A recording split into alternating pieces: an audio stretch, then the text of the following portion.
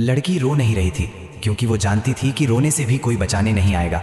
रात करीब 10:30 बजे शहर से बाहर जाने वाली बस अचानक जंगल के बीच रुक गई। ड्राइवर ने पीछे देखकर सख्त आवाज में कहा, यहाँ उतरना होगा। लड़की चौंक गई और बोली, क्यों? यहाँ तो कुछ भी नहीं है। ड्राइवर ने कहा, टिकट यहीं तक का है। यात्री खिड़की से बाहर अंधेरे जंगल को देखते रहे। कोई कुछ नहीं बोला, कोई विरोध नहीं किया। लड़की ने फिर कहा, प्लीज मुझे यहाँ मत उतारिए। ड्राइवर ने नजरें झुकाकर कहा, उतरिए, बस लेट हो रही है। धीरे धीरे लड़की बस से उतरी। दरवाजा बंद हुआ और बस अंधेरे जंगल में आगे बढ़ गई। लड़की अकेली खड़ी रही। हवा में पेड़ हिल रहे थे। तभी उसके चेहरे पर एक अजीब सी मुस्कान आ गई। उसने बैग जमीन पर रखा और दूसरा फोन निकाला। फोन पर एक ही मैसेज आया, टारगेट कंफर्म्ड। ठीक उसी समय ड्राइवर के फोन पर नोटिफिकेशन बजा। उसने झुंझला कर देखा, ब्रेकिंग न्यूज, शहर के बाहर कई हत्याओं में शामिल एक सीरियल किलर गिरफ्तार। लाइव लोकेशन ट्रैकिंग चालू। ड्राइवर के हाथ कांपने लगे क्योंकि लोकेशन उसी बस की तरफ दिखा रही थी। उसने सोचा, ये कैसे हो सकता है? उसने तो कुछ नहीं किया। वो शीशे में देखने लगा।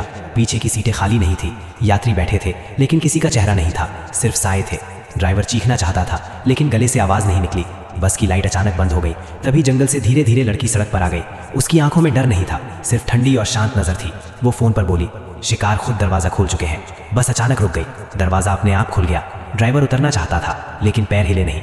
तब उसे समझ आया कि जिस लड़की को उसने उतारा था वो न पुलिस थी न पत्रकार। वो उस अनदेखी ताकत का हिस्सा थी जिनका काम अपराधियों को ऐसी सजा देना है कि फिर कोई अपराध करने की हिम्मत न करे। अगली सुबह खबरों में लिखा गया, गहरे जंगल में एक लावारिस बस मिली। अंदर सिर्फ ड्राइवर की लाश थी, यात्रियों का कोई अस्तित्व नहीं। और सड़क किनारे एक कागज मिला जिस पर लिखा था, जो चुप रहते हैं वे भी अपराधी होते हैं।